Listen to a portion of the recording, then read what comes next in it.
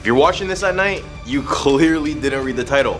But you're a rebel and I like that about you, so welcome to the channel. Coming in at our number 10 spot, we have The Red Piano. The Red Piano is a well-known Russian story that revolves around a little girl who receives a piano as a birthday present. However, there's a catch. If anything happens to this piano, only one lady in the town has the ability to fix it. So the girl starts off very excited to learn how to play, but after a few weeks of playing, she begins to complain to her parents that her fingers hurt a lot after playing for a while. Her parents reassure her that it's normal because she's new to playing and hey, this is actually a thing. However, in this case, as the girl continues to practice, she grows thinner and paler, and the piano eventually decides to break down. The family then calls the one lady in town to fix it, and she requests to be left alone while she repairs the instrument. When she finishes, the girl continues to play, but her health continues to deteriorate, and the piano breaks once again. This time, the parents are very curious and peek through the keyhole to see what the old lady is doing to their piano, and to their horror, they see her drinking blood from a glass jar that she took out of the piano. As it turns out, the piano keys had tiny little needles built into them that were almost invisible to the naked eye. When the girl played the piano, the needles would cut her fingers and the piano would drain her blood. The piano was then designed to break when the jar was full of blood so that the old lady could come and drink it. Didn't know how this ended up as a bedtime story, but it did. And it's definitely terrifying. Number 9, The Girl Without Hands. The Girl Without Hands is a haunting dark tale of a father's deal with the devil that leaves his daughter mutilated for life. Pretty tragic. The story starts with a desperate father who agrees to sell whatever is standing behind his mill in exchange for some much needed money. Little did he know, the man he is dealing with was the devil himself, who sees all of this as an opportunity to claim the man's soul. To the father's dismay, it turns out that his daughter was standing behind the mill at the time, and so when the devil tries to take her away, she fights back with all of her might. But the devil is not one to be thwarted with easily. He demands that the father chop off his daughter's hands and give them to him in exchange for letting them go. As repulsive as this idea was, the father had no choice but to comply as the devil threatened to take him away instead. With a heavy heart and tears in his eyes, the father then chopped off his daughter's hands and gave them to the devil. I could only imagine the terror on the children's faces after being told this during bedtime. Again, I don't know how this ended up as a bedtime story, but it did.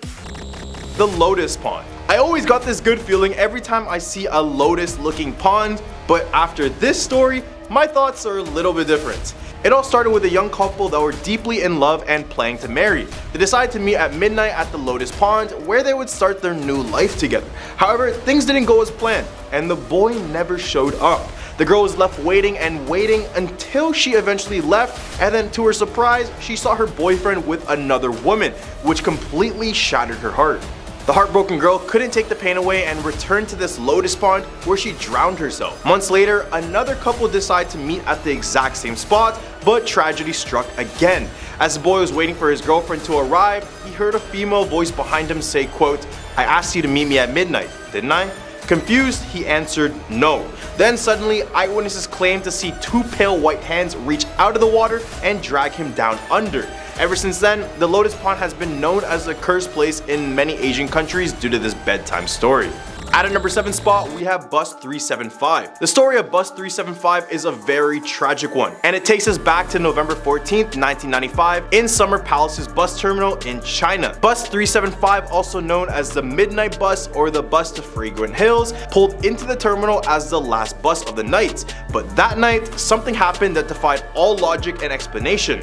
As the bus driver began to make his final run, two passengers boarded the bus, an old man and a young one. But as they headed towards the last stop, the driver spotted three shadows waving at the side of the road. Being a kind-hearted soul, the driver decided to stop and let the three men board the bus. However, something was off about them. Their faces were indistinguishable and they appeared to be floating since none of them had any feet. Shortly after the three men boarded, the old man picked a fight with the young man on board, accusing him of stealing his wallet. The argument escalated and the two were eventually kicked off of the bus. However, as the bus drove away, the old man's demeanor suddenly changed. He told the young man that he just saved their lives, as the three passengers who just got on earlier were actually ghosts. The following day, bus 375 was reported missing, only to be found 3 days later at the bottom of a lake. Inside the bus, there were 3 decomposed corpses, believed to be the same ghost who had boarded the bus the previous night. Number 6. The Black Volga. The legend of the Black Volga was told to many European kids, and it refers to a mysterious black or red GA721 or GAZ24 car that was allegedly used to abduct and murder people in the 1960s and 70s in countries like Poland, Romania, Hungary, Russia, Belarus, Ukraine, Greece, and Mongolia. According to different versions of the legend, the car was driven by various nefarious characters. These included communist police, Russian mafia, and some say even Satanists. But there are some say even Satan himself drove it, with some versions saying that the victims were kidnapped for their blood, which was supposedly used as a cure for rich Westerners or Arabs suffering from leukemia. The legend of the Black Volga even spawned various variations, such as the car having horns instead of wing mirrors, the number 666 on the license plate. In the hump of our list, we have the mystery house. In a small neighborhood, there were 5 houses very close to one another, all except one, which everyone referred to as the mystery house. The children in the neighborhood often made up stories about who they thought lived there and what they thought was inside. Then one day, a boy went to play in the nearby wooded area with his G.I. Joes when he suddenly felt like someone was watching him. He decided to pack up and go home, but before he left, he heard a girl's voice say, quote, "You don't have to leave." He turned back to see a little girl with messy hair and a thick flannel shirt buttoned up all the way to the top. They struck up a friendship and played together for weeks to come. The little girl explained that she lived in the mystery house and that her room was the entire top floor, almost like an attic. Her room had one window that looked out into the wooded area. However, after a while, the little girl disappeared and stopped coming out to play. A few months later, the mystery house went up for sale, and the boy's family went to the open house so that everyone could see what was inside finally. But instead, the family met the couple that lived in the house, and they explained that their daughter had passed away a few years prior. This revelation made the boy's head spin, as he had just played with a little girl a few months before. He wondered who he had been playing with this whole time. Then a few days later, he went back into the wooded area and looked up at the window that the little girl had explained was the window to her room.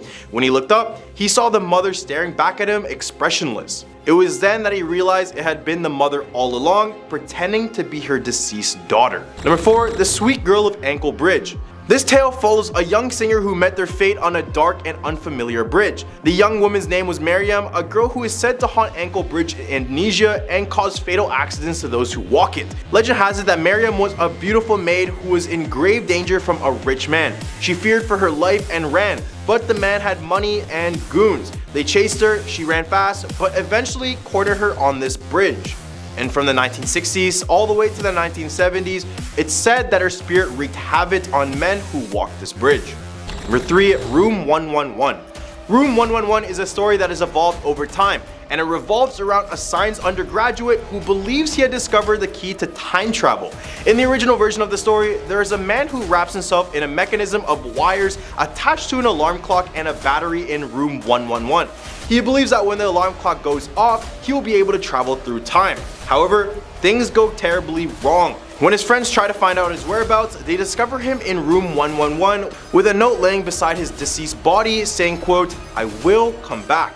This is when apparently the friend went on a slippery slope to insanity and was later admitted to a psychiatric hospital only a few days after entering this room. Number 2. The Red Room. If you're an internet troll who likes messing with people or just an ordinary TikTok scroller, you're all a potential victim of the Red Room. The Red Room curse is a Japanese story that emerges from the depths of the internet, in which the user receives an unexpected and unwelcome pop-up ad. You see a red screen with black text that reads, "Do you like the Red Room?" Then you hear a sinister voice repeat the phrase. No matter how many times you close the pop-up, it will continue to appear until the voice has finished its question. Once completed, your screen will flood with red, then names start to pile, the names of the victims. No one knows what happens after that, but one thing is always the same. No one really knows what happens after that. Number 1. Jiangshi. Also known as the Chinese hopping vampire, the Jiangshi comes from a phrase meaning stiff corpse.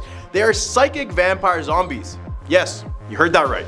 Who feed off of a person's chi rather than their blood. And for those who don't know, chi is considered to be a person's life force, which means that it's energy that flows through you and your entire body, basically giving you life in a sense. So unlike the vampires we have over here, the Jiangxi prefers not to consume humans or our blood, and they also aren't able to walk as they are seen hopping around with their hands out front to maintain their balance. Number 10, mysterious men. From Redditor The Lightning Count 1, throughout high school, me and some friends had these trips to the South Texas desert near the border. We would camp out in the wilderness and shoot or build a bonfire. We graduated in 04. Our last trip was in 05 and we had a really scary experience. For those that don't know, deserts actually get cold at night due to the lack of humidity. So we had a campfire going and 3 guys came out of the darkness into the light of the campfire. No hello, no what's up. In very basic English, the first guy says, "You come with us." This was not a request. We politely declined and another guy said something in Spanish and was extremely angry. The first guy said to come with them again.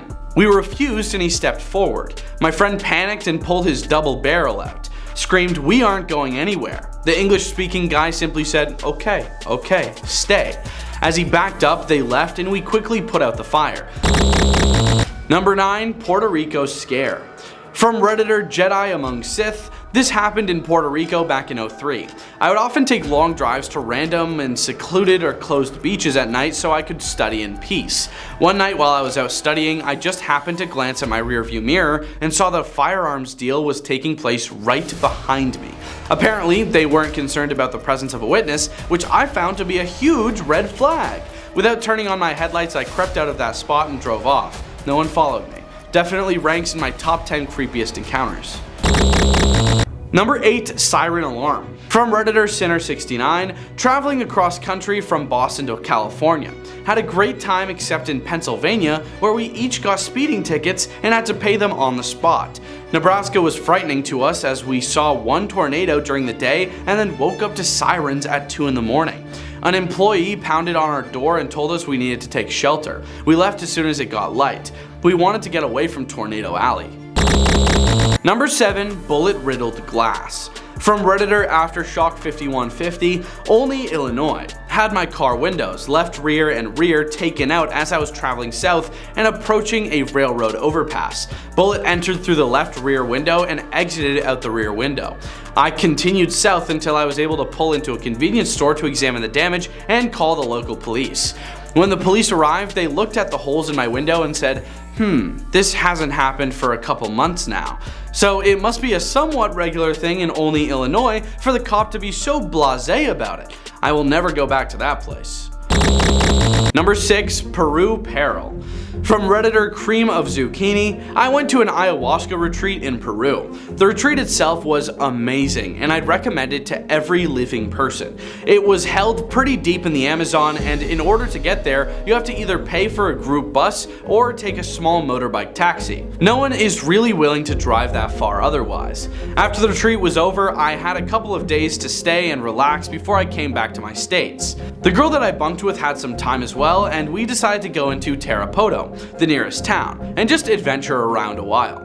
We shopped and ate and took a tour through a chocolate factory. She was staying in a hotel in town to catch her early morning flight the next morning, so I took a motorbike taxi back to the jungle alone. About halfway down the road, the driver stopped and a man holding an AR came up to the cab and started asking me questions about where I was going and what I was doing, etc. I was completely alone with the driver, who stopped for this guy and the guy with the really big AR in the middle of the Amazon. I was beyond terrified. Number 5, Honeymoon Turned Sour. From Redditor 50 Cent, we went to the Dominican Republic for our honeymoon. One day we decided to take a day trip that the resort was offering. The trip included sightseeing by bus, lunch, a trip to a waterfall, and ended with a horseback ride. There were about 7 of us in the group. At the end of the day, we were on our way back to the stables and we ventured underneath a bridge. A dude appeared out of the dense bushes and trees, cussing at us and swinging a machete. One of the horses dumped its rider and the rest of us took off while the tour guide negotiated, gave money to the man. We all made it back to the bus safely, but wide-eyed. Number 4, brakes failing. From Redditor Zontabak, I got into a minibus accident in the mountains in Bolivia. The air brakes failed as we were driving down the mountainside. All of a sudden, the driver's side passenger jumped out of the bus onto the road. Then all of us passengers started to jump from the moving bus, hitting the dirt and rolling. The bus ended up running into one of those runoffs built into the side of the mountain. Terrifying experience. From then on, I took trains and planes whenever possible. I don't know if I'd ever venture to Bolivia again. Number 3, Followed. From Redditor Buttercup, visited Brussels in 2019. My boyfriend went to college there, so he was having coffee with some friends and I wanted to explore. Cut to me down some alleyway looking for hidden shops and noticed 2 men about 30 feet or so behind me.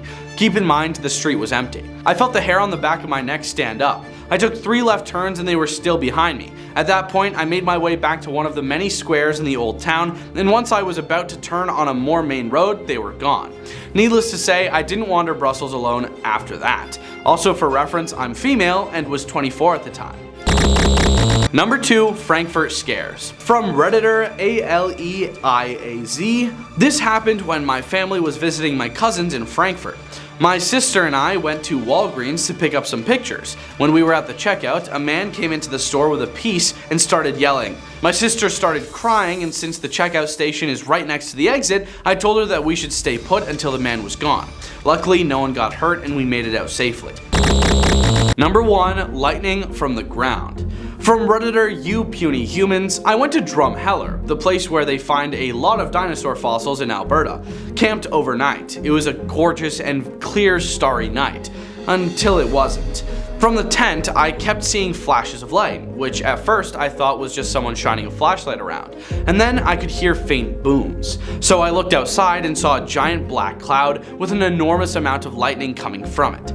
I scrambled as quickly as I could to toss everything in the tent back in my car. And by the time I was done, it was raining and the storm was right on top of us. We sat in the car and watched. It lasted all night long and was the most intense lightning I've ever seen. At one point, I look over at my now ex-girlfriend and her hair stands right up on end. Mine too. And then a half second later, lightning hit right beside the car, maybe 5 feet away. It was incredibly loud, like an explosion, and you could hear the crackle of electricity escaping into the ground.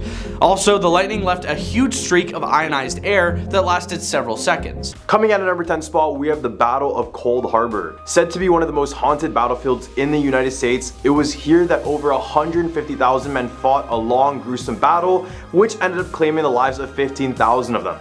As the war finished, it was reported that the lack of medical assistance led to dugouts being crammed with both the living and the dead. And those who passed away couldn't even get proper burials. The conditions of the battlefield made this place a living hell for those who had to fight in it. And now it's reported that those who visit the area experience paranormal occurrences such as smelling the distinct scent of burned gunpowder or a fog that would appear and disappear in the area, which could be resembling the thick gun smoke from the past battle. Other people report hearing the cries and the screaming of dying soldiers waiting for someone to bury them properly. Restless souls are scattered throughout the park, which is why it makes sense that people get an overwhelming sense of sorrow and fear when they walk on the field. Coming at number 9, we have the Clark Air Base Hospital. This is one of the few places deemed to be haunted, not just in the Philippines, but in the whole world, according to the Ghost Hunters International. Season 1, episode 20, named Unknown Soldiers, if you guys want to check out the episode. The hospital was used during World War II and the Vietnam War, and it also served as an asylum to the wounded and the dying American soldiers. This is why many people around the area claimed it was the most haunted place in the Philippines. It's said that the trauma and countless deaths from those conflicts have left their mark on the spirit's presence in the hospital. The place is currently abandoned, which kind of gives it this more supernatural look to it, but it's said that if you visit the hospital and sleep within 8 hours after the visit, you'll experience extreme nightmares and even intense lucid dreaming for a whole entire week. Number 8, napalm. The Vietnam War had its fair share of destructive weapons, but nothing came close to napalm, which could have been the worst weapon to be used in a war since the atomic bomb. Napalm, in simple terms, is basically liquid fire or firebomb fuel gel mixture. It often used to have a gelling powder composed of naphthalene and palmitate mixed with gasoline to form a sticky, combustible substance. Its sticky nature is the whole reason why it's so devastating, because when it was released, the substance would stick onto its victims all while burning them alive, or at least causing them 4th or 5th degree burns. The area napalm can cover is up to 2,500 square yards, which could be completely engulfed in fire. The reason for these bombs in the first place was to support ground troops and to demoralize the enemy. I mean, burning alive has got to be one of the worst ways to go, and seeing this fire would truly be like seeing hell on earth. It eventually got banned in 1980 by the United Nations and listed as a war crime. Glad to see this one is gone, but the fact that we got to see its powers is truly terrifying for what comes next in the future. Number 7, the Belitz Hospital. This scary looking military hospital is located in Belitz, Germany. The hospital is situated near near Berlin in this little town called Belitz. It was originally built at the beginning of the 20th century to treat tuberculosis, with the entire facility comprising around 60 buildings. And for its time there, it had many deaths coming from the illness. It was then used as a military hospital during the World Wars, and it was also used for German experiments during World War II. During the final days of the war, the facility was captured by the Soviet forces and became their biggest military treatment center outside of Russia until 1994. Small parts of it are still in use for neurological research and treatment, but most are left abandoned. Its last reported use was around 1994 to 1995. Now the place looks downright creepy. With its dark hallways and its peeling paints, this is a place you definitely don't want to go. Number 6, the Sinchon Massacre. Now before I get this one started, this one is all up for speculation. North Korea said this happened, while the US said it was falsified. And we all know about the lies that North Korea produces. But forget about that, we just care about the North Korean side today. They claim that a mass murder took place in 1950 during the Korean War. In the town of Sinchon, American soldiers supposedly took the lives of over 35,000 civilians in the course of 52 days. If this was true, this would make it one of the most deadliest massacres in all of history, but that's if. Now this event is memorialized in the Sinchon Museum of American War Atrocity. Yup, there's a museum on horrible violent acts. And some of the paintings in here are pretty disturbing, so I'll just give you guys a little bit of a snippet. In the hump of our list, we have Operation Wandering Soul. The sounds coming from the Vietnam War definitely ranks one of the highest in terms of pure horror. With the Viet Cong hiding in the dense jungles, nowhere to be seen, Americans knew they had to bring their morale down without the use of firearms. So in the middle of the night, they would commence Operation Wandering Soul. This was a way for Americans to demoralize the Viet Cong by playing these eerie sounds and altered voices on these loud speakers. These sounds were supposed to mimic a wandering soul, because in Vietnamese culture, if a proper burial is not done, the soul of the deceased will wander the earth as a malevolent spirit, and during the Vietnam War, many soldiers didn't get proper burial. The most famous of the recordings was named Ghost Tape Number 10, and the best way to explain it is just to play. She was pretty content with her situation. As time went on, the wife started to act unstable, and it was all due to the memory of her own child being stripped from her during the Civil War. Haunted by the event, she took it on her own to suffocate babies as they were being born. And what's worse is that she told the parents that it was a stillbirth. Then it said that she would take the remains of the baby to her husband, who would help her grind them up and place them in a bucket. Later, she would take these buckets to the bridge and dump them over into the water, hence Bloody Bucket Bridge. People claim that if you visit the bridge on a full moon night, the water will appear red in color, looking like the blood of the baby she took. Number 3, Genghis Khan. If you don't think Genghis Khan is a scary guy, you're just privileged you don't live in his time period. First of all, he is responsible for the deaths of over 40 million people, and he is arguably the greatest military leader of all time because of it. The Khan regime at its peak covered over 9 million square miles of territory, which ranged from Central Asia to places as far as Poland and Korea. The reason he was able to take over this much area was largely due to the way he commanded his army, their ruthlessness, tactic, and extraordinary speed. In one example, Khan's son-in-law was killed by a stray arrow during 1221. He then took his whole army and attacked the city of Nishapur, which is modern day Iran, and it was said that he killed everybody in the city, which was believed to be 1.75 million people in a single hour. The victims were beheaded and their skulls were piled up in a large pyramid in the middle of the town. His campaign would prove to be more evil than death alone, but we don't need to mention anything else. Besides destroying entire civilization, Genghis Khan's conquest may have also helped to spread the bubonic plague all across Asia and Europe, thus killing another 75 to 200 million people. Glad to know we don't have this type of guy around today. Number 2, the Antietam battlefield. Combine advanced technology with unstructured tactics and poor decision making, and you have the Battle of Antietam, otherwise known as the bloodiest single day in American history. For those who don't know, this is the battle that wounded or took the lives of 23,000 people. And remember, that's in one single day. The iconic Bloody Lane is the spot where both sides met and fought for their lives. It was a sunken part of the road, and considering it was where the most activity was, it's understandable that many bodies were stacked on this road, hence the name Bloody Lane. Gunfire and the smell of gunpowder have been reported in the area even when there's no one around to this day. The most convincing of the reports is some of Baltimore schoolboys who walked Bloody Lane and heard singing out in the fields. They said it sounded like a chant or even a Christmas song decked the halls. Number 1, the Nottingham Road Hotel. The railway hotel was first completed in 1891 and soon blooming socially, and then it also served as a popular stop for British soldiers during the Boer War. Today, the Railway Hotel has now been named the Nottingham Road Hotel, and a lot of things happened at this hotel. This hotel is supposedly haunted by a ghost named Charlotte. Charlotte was a beautiful lady who served the man during the war, so one day she supposedly fell in love with the soldier, and then he ended up passing away.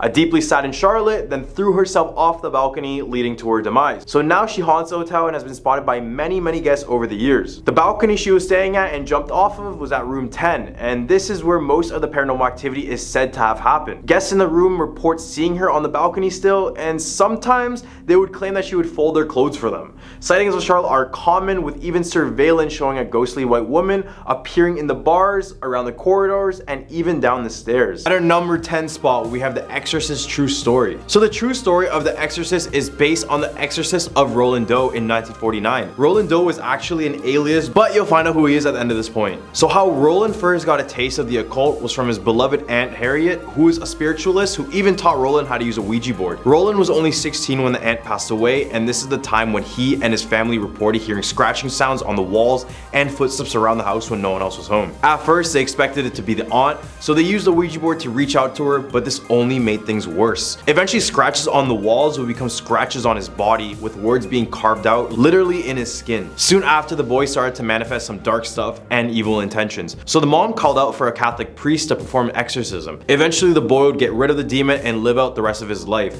and guess what his real identity was? Ronald Edwin Hunkler, and he was a NASA engineer who patented a special technology to make panels resistant to extreme heats, so maybe the devil must have left his powers in him still. At our number 9 spot, we have The Exorcism of Emily Rose, the true story. The story is based on a German girl named Elise Michael, who was born in 1952. Her early life was completely normal until she turned 16. This is when she started to display uncontrollable shaking, being in a trance-like state, and sometimes would just completely black out. When she went to the hospital to see what's up, the doctors diagnosed her with psychosis and epilepsy. For those who don't know, epilepsy is a disorder that can cause seizures, so Annalise was given some medications for it. It didn't take long, however, until she started hearing the voices of demons inside of her head. Also, this accompanied visions of the devil, and she developed a strong dislike for holy objects. After being originally disproved by the church, her symptoms only got worse. She would then be eating spiders, crawling on the floors, and only after it got really bad is when the bishop issued a local pastor named Arnold Renz to perform an exorcism on her. He attempted an exorcism over 60 times over the span of 10 months, but she eventually stopped eating and passed away from malnourishment and dehydration. She was just 23 years old.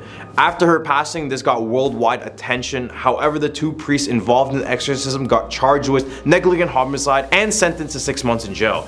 And not so fun fact, there's a clip of the exorcism audio recording on YouTube in pretty great detail, so go check it out if you dare. At number 8 spot, we have switching languages. This one comes from Reddit user Sorkajan. So this user's dad was a preacher and evangelist at a very young age, but it wasn't until the dad was 52 when they took a mission trip to Russia and his whole perspective of the devil changed. To give specifics, this event took place in 1993 in Ulanovsk, Russia. In a huge auditorium which had around 10,000 people, a lady claimed to have been possessed. When the crowd began to pray for her and an exorcism was being performed, everyone could see her shaking convulsively and wailing her eyes out. As the time progressed, things were more intense. Her eyes started to roll back to the back of her head, and she started to speak a language that everyone in the building swore they never heard ever. After a short pause, she looked into the user's dad's eyes and in a perfect American accent said, quote, "This is my domain. You are not allowed here. You will suffer the lake of fire for your heresy." At a number 7 spot, we have Mother Teresa. It's believed that Mother Teresa underwent an exorcism but wasn't exactly possessed. For those who don't know who this is, Mother Teresa was a nun and missionary who devoted her life into caring for the sick, the poor, and the disabled. She's actually a saint as well. Before her passing in September 1997, it was revealed by Archbishop Henry de Souza that in 1996, Teresa was admitted to the hospital where doctors said she would be completely restless. Doctors would find nothing wrong with her to explain her restlessness, so de Souza considered that an evil spirit may be disturbing her. He then brought in the priest Rosario to perform an exorcism, and Mother Teresa agreed.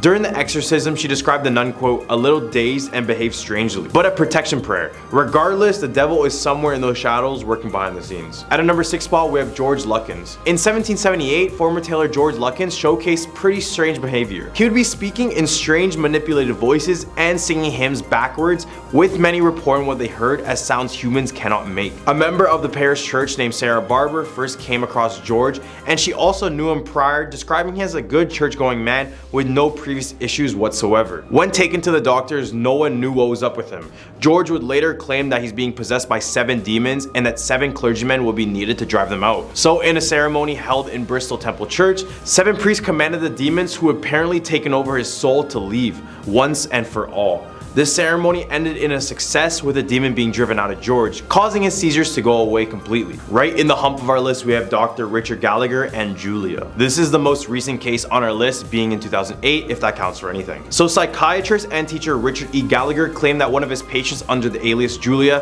had experienced a demonic possession. This was no regular mental breakdown disguised as a possession, but a lot more real than that. She would speak in unknown languages, levitate objects around the room, and in one phone call, she would speak to the doctor with demonic growls and in a demonic tone.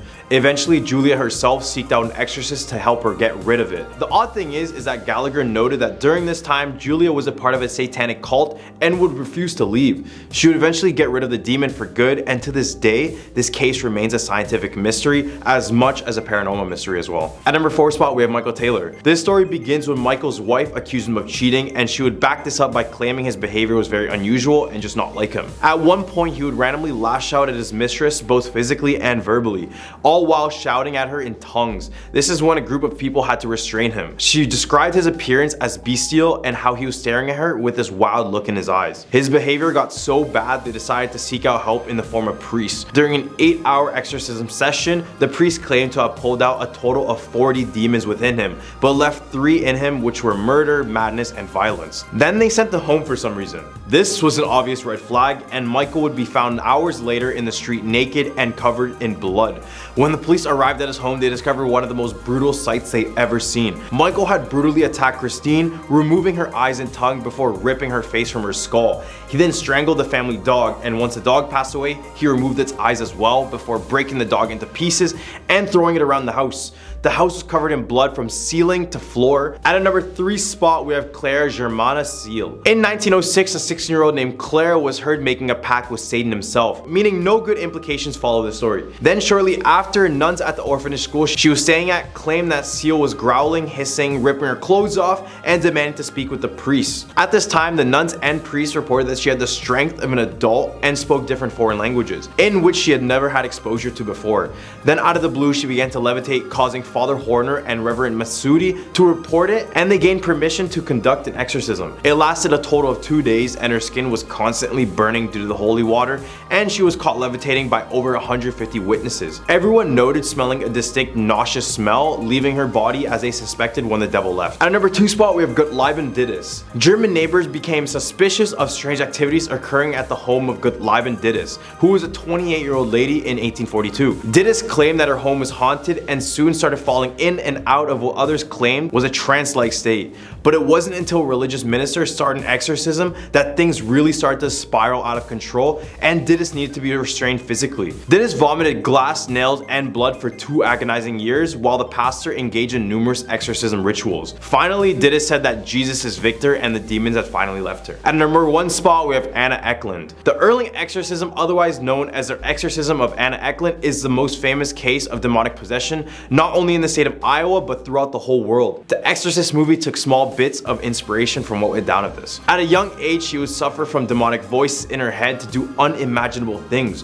In the beginning, you could make an argument for schizophrenia, but as time went by, she would find herself unable to enter a church, could detect food that had been blessed, and would despise other holy objects. Her family would then seek out help from Father Reisinger, who was specialized in exorcism. To test if she was faking, the priest would spray her with fake holy water, and she didn't react to that. Then on June 18, 1912, the priest performed an exorcism on the 30-year-old, and after that she went back to normal. Except in the next few years, Anna claimed to be tormented by the spirit of her dead father and Anne. So the priest came back, except this time in secret. During the exorcism, Anna dislodged herself from her bed, floated in the air, and howled extremely loud. When asked who possessed Anna, the demon responded, "It's Beelzebub, Judas, Anna's father, and her Aunt Mina." After the exorcism was complete, Anna lived out the rest of her life quietly until passing away in 1941. Number 10. The Russian Sleep Experiment. In the 1940s, a group of researchers in Soviet Russia conducted an experiment that would become known as the Russia Sleep Experiment. They wanted to test the effects of sleep deprivation on human beings and created a gas that could keep people awake for days on end. The experiment began with 5 test subjects who were locked in a sealed chamber and exposed to the gas. At first, they were able to stay awake for days, but as time passed, they became more and more agitated and paranoid. They began to have vivid hallucinations and experience extreme paranoia, convinced that their fellow test subjects were conspiring against them. Eventually, they became so delirious that they turned on each other, attacking and ending one another. But even after they had ended each other, the researchers continued to pump the gas into the chamber. They wanted to see how long the human body could survive without sleep, and they were determined to push their test to the limit. Days turned into weeks, and the remaining test subjects became more and more deranged. They stopped speaking to each other and instead began whispering into the microphones that the researchers had placed in the chamber. The researchers listened in horror as the test subjects spoke of unspeakable horrors and whispered about the terrible things they were seeing. They begged to be released from the chamber, but the researchers refused. Finally, after 15 days of being exposed to the gas, the researchers decided to end the experiment. They opened the chamber and were met with a gruesome sight. The test subjects had mutilated themselves, tearing their flesh and organs apart in a frenzied attempt to escape. Number 9. Ouija board. One Reddit user tells of a story. In high school, my friends and I were messing around with a Ouija board one night. We had done it before and nothing remarkable had ever happened. We usually did it to try and scare each other or our girlfriends. We all thought it was a joke. That night, there was no one else home except the 7 of us, and we were all together around the board. One of the girls there wanted to try it. She had never done it before. This time was different. The board misspelled some of the words the same way every time. It gave answers that seemed really historically accurate for our town, things we never knew or cared about.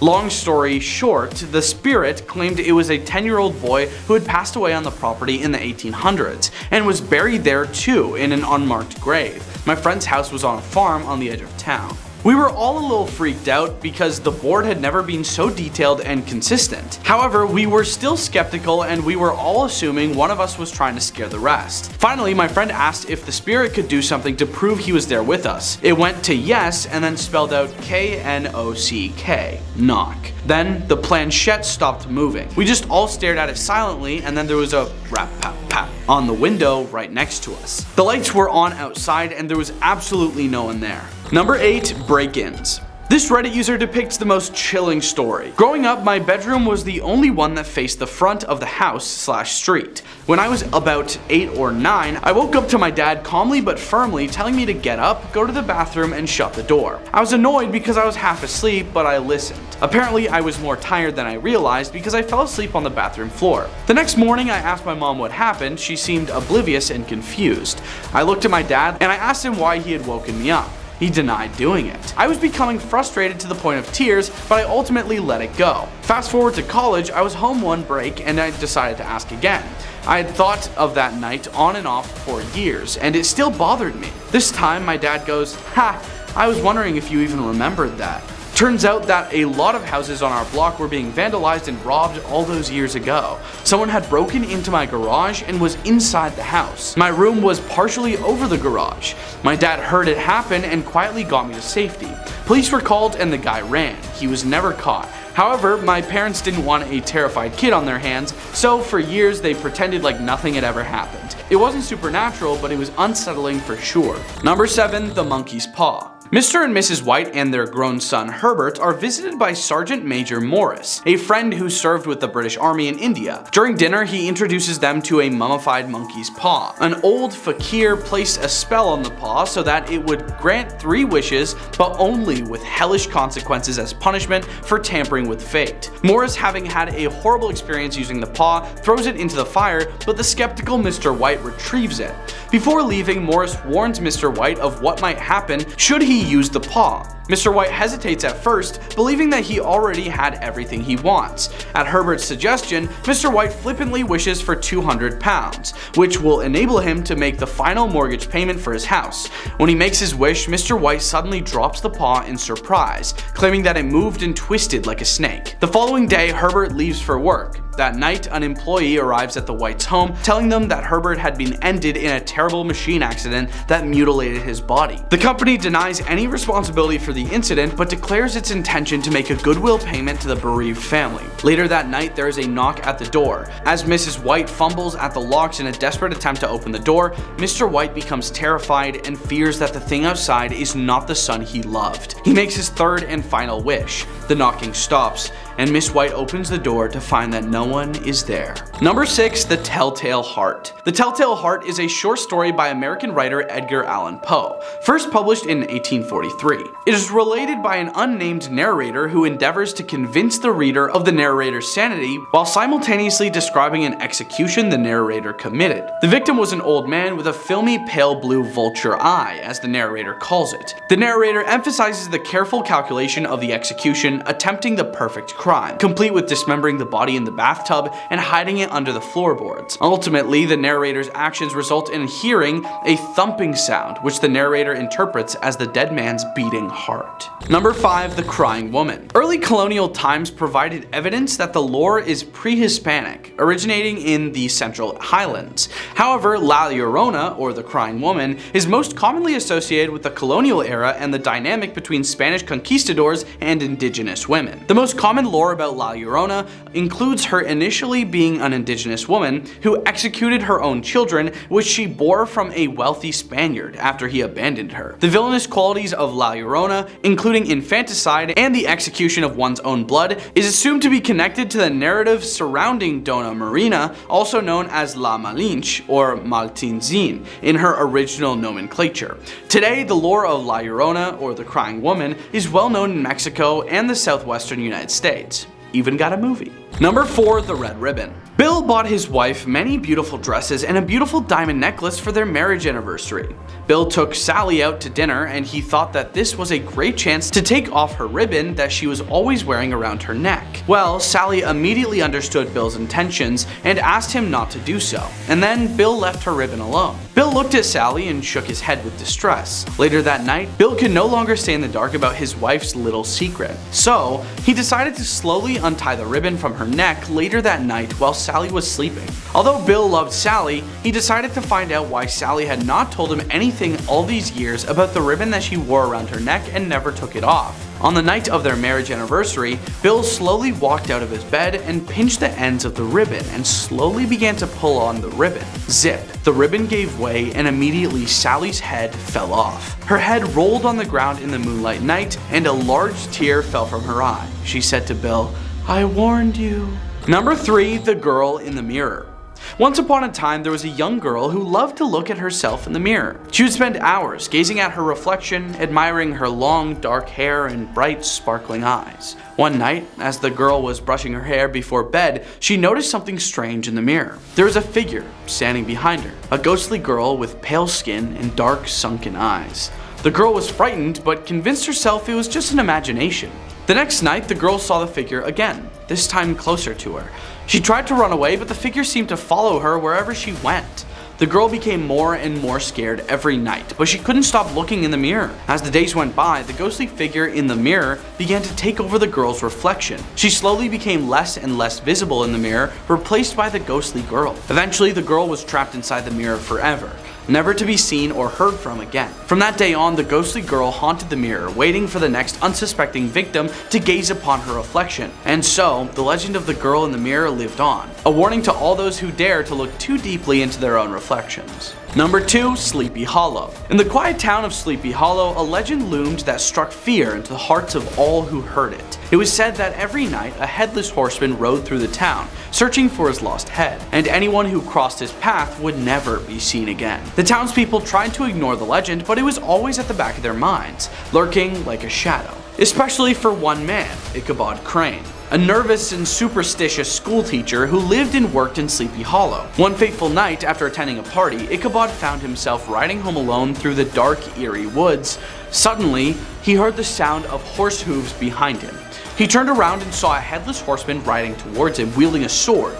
Ichabod tried to escape, but the horseman chased him relentlessly until Ichabod reached the old bridge. As he crossed the bridge, the horseman hurled his head at Ichabod, striking him and knocking him off his horse. The next morning, Ichabod was nowhere to be found, but his hat was discovered beside a shattered pumpkin. Some say he was taken by the headless horseman, others that he fled to another town, afraid to ever return. To this day, the legend of the headless horseman still haunts Sleepy Hollow, and those who dare to ride alone at night risk meeting a fate similar to poor Ichabod. Number 1. The elevator game. If you're looking for a thrill, you may have heard of the elevator game. It's a game that takes you to another dimension, but you must follow the rules precisely or you may never return. To start the game, you need to enter an elevator alone and press the buttons in a specific order. The 4th floor, then the 2nd floor, then the 6th floor, then the 2nd floor again, and finally the 10th floor. When you reach the 10th floor, a woman will enter the elevator with you. Do not speak to her or even look at her, as she is not human. If you do, the game will not work and you will be trapped in that dimension forever. Now, press the first button again. If the elevator goes up to the 10th floor again, you have successfully entered the other dimension. But be warned, this is not a place for the faint-hearted. You will be in a world that looks similar to ours but is different in many subtle ways. The air will be thick and heavy, and you will feel like you are being watched. You may hear strange noises, see strange figures, or experience a feeling of dread. To return to our world, you must repeat the sequence of button presses in reverse order. If you make a mistake, you will not return to our world, and you may be lost in that dimension forever. Many who have played the elevator game say that it is not worth the risk, and that the feeling of being trapped in another dimension is a terror that no one should ever experience. If you do decide to play the game, just remember to follow the rules specifically.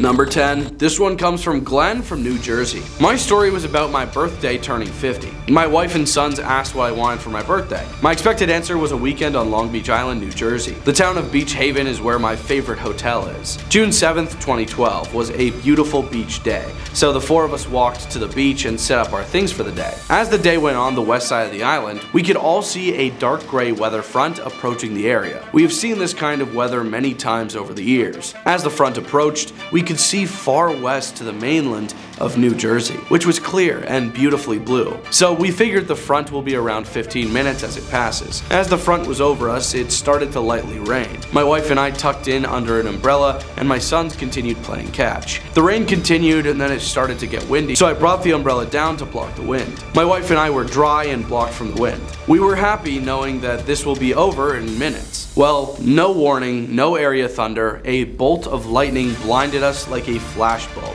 hitting the umbrella I was holding. A sizzle boom, I call it. I felt the lightning travel through my left arm into my chest and then out my feet in the sand. I yelled some choice words. Panic set in, so we all ran off the beach. Left everything behind except car keys, jumped in the van, and drove back to the hotel. Number 9.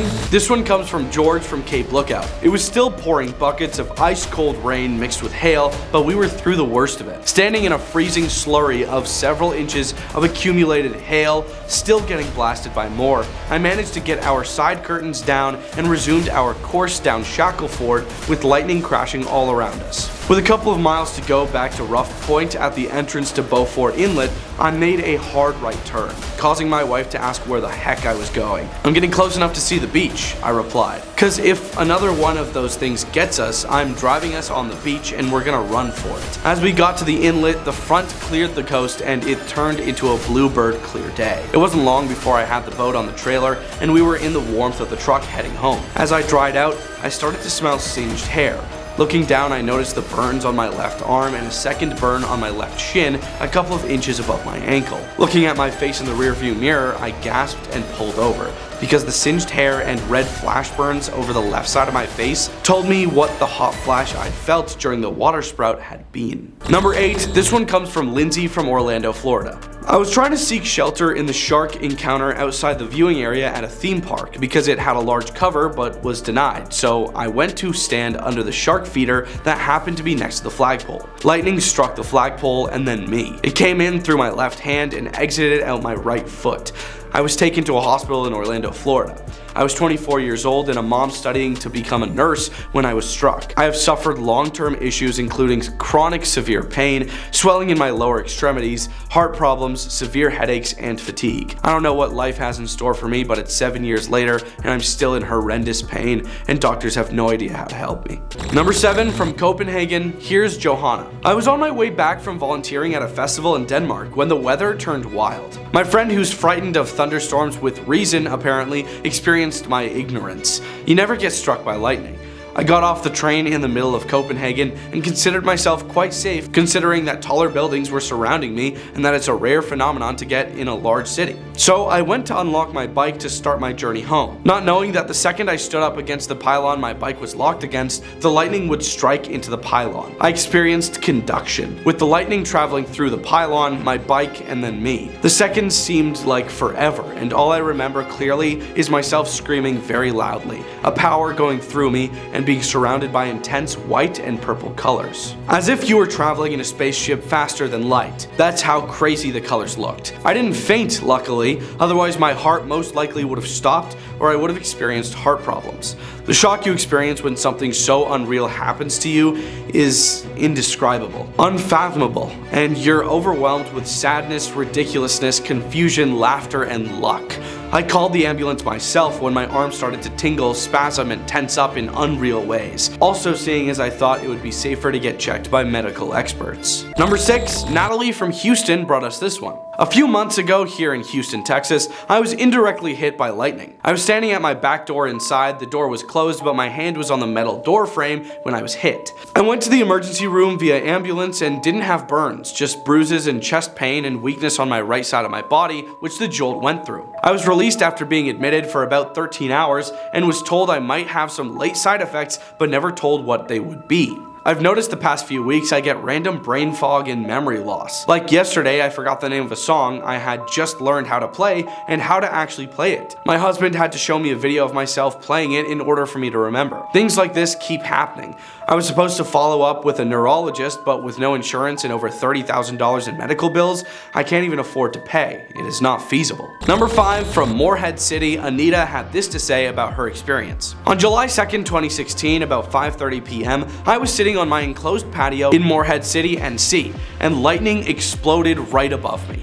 Although not hit on my body, the impact has left me mostly deaf in my right ear, along with the sound of 1,000+ locusts. Have had an MRI and have been told there's nothing that can be done. I live with the loud locust sounds 24/7. Number 4, this one is from Michael from New Milford. I was hit on a hot summer day in July of 1965. I was 11 years old. A sudden thunderstorm was approaching during a baseball game at my grandfather's farm, and after a nearby strike we began running towards the family house and underneath a large apple tree when a large bolt hit. The lightning hit the tree directly. The tree dried up and died by that fall. The strike knocked my 3 brothers and 2 cousins headlong to the ground, struck me directly, and then grounded through a large oak water barrel, causing it to explode. I was knocked unconscious and stopped breathing. My father fortunately had seen a TV show the week before on how to do CPR. It was 1965 and very few individuals at the time knew the procedure. I began breathing but remained unconscious till several hours later in the hospital. I have no apparent side effects, but my mother said I was never the same in some inexplicable fashion. Number 3, this is from Rachel from Sierra Nevada. I was swimming in Donner Lake in the Sierra Nevada. At the other end of the lake, 2.7 miles away, we saw clouds coming but didn't think much of it. I was treading water when all of a sudden, bam, and it felt like all my bones broke. A bolt had hit a boulder on the side of the lake and the current went through the water. My sister was with me and she described it as having all of her joints dislocated.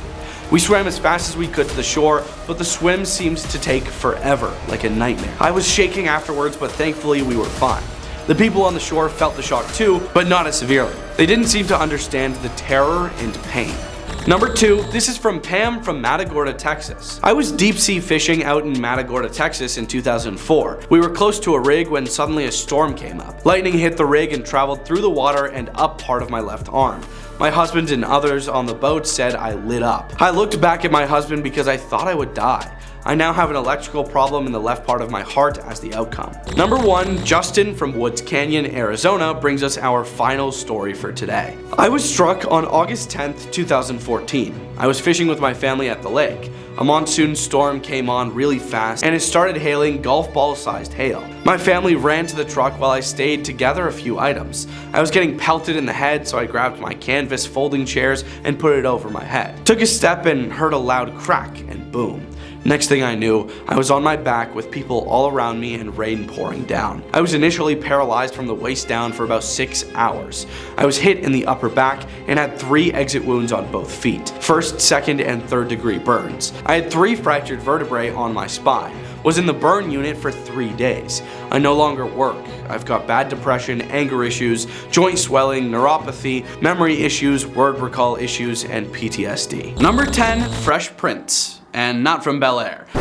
From Redditor Hands the Fram, I was staying at a family friend's cabin deep in the woods. It had a large deck that had about a foot of fresh snow on it. I had been cooking / messing around in the kitchen that you can't see the deck from. I'm walking around turning off lights and notice multiple sets of footprints walking from the woods up onto the deck, up to the door, then all over the deck and back into the woods. I stayed up with my dog all night and left at first light. Number 9, we're not alone. From Redditor Jameson Zane, my brother and I were home alone from school because we were sick. We had a craft room in the mostly unfinished basement and we were down there playing with miniatures. Around noon we heard very clearly the front door unlocked, open, close, and someone walked in shoes across the foyer tile to the kitchen and turned on the sink. They then turned off the sink and went up the stairs to the second floor. I figured it was my stepdad and called my mom to let her know he came home from lunch. She had just gotten off the phone with my stepdad and knew he was in the office at work. She called him back and he came ripping home while we hid in the basement. Although we never heard the person come back down the stairs, we didn't find anyone in the house. Number 8, who's out there? From Redditor Chaos Element, but chaos is spelled with a K, one night I was home alone when I was 9 or 10. I heard my dog barking up a storm outside. Now, I had a giant Bernese mountain dog. He never barked his whole life, just calm, quiet, and gentle. Still, I didn't think much of it. Until he was at the sliding glass door, all hair on end, barking like never before. I let him in and he physically shoved me back, then stood between me and the door for 5 of the scariest minutes of my life. He just growled and barked the whole time. Wouldn't let me anywhere near the door. Then, like a light, he just turned around, licked me, and laid down. I have no earthly clue what was out there, but it wasn't getting to me. Number 7, you order a pizza? From Redditor Bapa, as a kid, I'd be left alone with a teenage babysitter. So technically I wasn't home alone, but there were no adults. One time, a strange man walked in the front door where we were playing and looked surprised to see us there. I remember the man claiming to be a pizza delivery driver and asking us if we ordered a pizza. My babysitter was quick to react and asked him why he just walked into the house and also where the pizza was if he was actually there to deliver a pizza. The guy said it was in the car and that he'd go get it. My babysitter closed and locked the door behind him, and shortly afterwards there was a loud knock at the door. This time a large shirtless man was standing outside, also claiming to be a pizza delivery guy. Still no pizza, of course. My babysitter wasn't having any of it and yelled through the door to tell the man he was calling 911. Thankfully, it was at this point the 2 guys got back in their car and drove away. Number 6, something is in this bed. From Redditor Many Ranger 4, I lived in an apartment by myself and every once in a while I'd be about to fall asleep when I'd feel a weight next to me. It felt as if someone had gotten into bed with me. At the time, I was dating a woman who would sleep over from time to time, but I never mentioned this to her. One night while she was over, I had to leave due to a family emergency. I told her it's okay if she sleeps at mine alone if she would like that, and that I would be back the next day. I get home that morning and she tells me the weirdest thing happened last night. As I was falling asleep, I thought you had come home and gotten into bed with me because I definitely felt someone get into bed on the other side, but when I opened my eyes, you weren't here. It freaked me out. Number 5, leave the door open. From Redditor Aiden Blaze, I don't usually latch my bedroom door, but I did this one time. I dozed off for a bit and woke up like 20 minutes later to my door wide open. I thought that maybe I didn't latch it properly. When I relocked it, I made sure to latch it properly so that it couldn't be opened from the outside. I started watching a movie, and when I got up to get some water, I saw that again my door was wide open. I got so freaked out I just screamed out loud. I heard the pattering of footsteps and I ran after them, but it couldn't have been anyone in my house because the main door was locked and all the windows were shut. I spent an hour and a half searching and there was no one in the house. Number 4, someone is using my microwave. From Redditor Moose of Doom 23, I was home alone one night when I was 13 or 14. The kitchen was next to the TV room. I was sitting watching TV when I heard someone in the kitchen start pressing microwave buttons and then hit cook. I froze and then crept over to peek into the kitchen. There was no one there. The microwave was running with a time initially set for like 5 minutes or something with nothing in it. No explanation. The house had always been extremely creepy for various reasons, but nothing like that had happened before. Number 3, something suspicious about the blinds. From Redditor Bezos alt account, I was about 12 or 13 when I was left alone for the first time. We lived on a ranch about 25 minutes from town, with my only neighbors being my grandparents who are very old. I was sitting in my room watching YouTube when I heard a heavy creak on one of the steps outside my window. I paused my video and stared at my window, closed by blinds, knowing that all I have to do is open them and see what it is.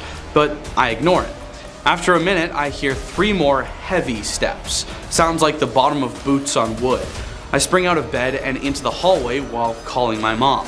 I frantically explain the situation quietly, and she asks me a simple question. Are the dogs even barking? No. I have 3 white labs, all in the main room, that have a clear sight of the back porch. I let out a sigh of relief and hang up the phone. The second I end the call with my mom, my dogs absolutely go wild. Barking, baring teeth, hair standing up and all. I ran to my room and called my brother, telling him to get home immediately. My dogs bark for maybe another few seconds and they stop. Never found out what was behind the blinds. Number 2, I heard something. From Redditor Curious Relish, I wasn't technically alone as my husband was in the house, but because of his medication, he couldn't do anything to help if there was an emergency. I was downstairs with my husband snoring beside me. I heard from the top of our basement stairs, "Hello? Hello? Is everybody okay?" I went up to figure out who it was and thought maybe we'd accidentally left a door open somehow. Searched everywhere, nothing even slightly amiss. Made a phone call and got my neighbor over. Both doors were shut and locked. Did a thorough check behind every door, the tub, under furniture, etc. Nothing. No one. This has happened several times, and my only explanation is that it's our neighbor. For some reason, when we're in the basement, everything our neighbor does sounds like it's in our townhouse. Though I think that might be creepier, as I have no idea why he's walking around his own house calling out "hello" and asking if everyone's okay. Number 1, the thump. From Redditor Flibherton Just Us, my parents had gone out, and I was standing in the kitchen talking on the phone. Suddenly, there's a thumping on the floor under my feet. There's no way into the area under my feet, as there's a cinder block wall between the basement and a hollow space beyond. I only know it's there because the hole where the plumbing runs through was overly large and we patched it when we moved in. The thumping happens again. It's like someone hitting the ceiling with their fists below me. The lights flicker. The picture on the television jumps up and down. I run to the living room and jump onto the couch, cover my head with my blanket. My parents pull into the driveway and everything stops. It never happened again and still scares me 33 years later. Thanks for watching. Those were 10 scary Home Alone stories that will make you lock your doors, which you should be doing anyways. Leave a like and comment if you think we missed anything, and we hope you have a scary day. Peace.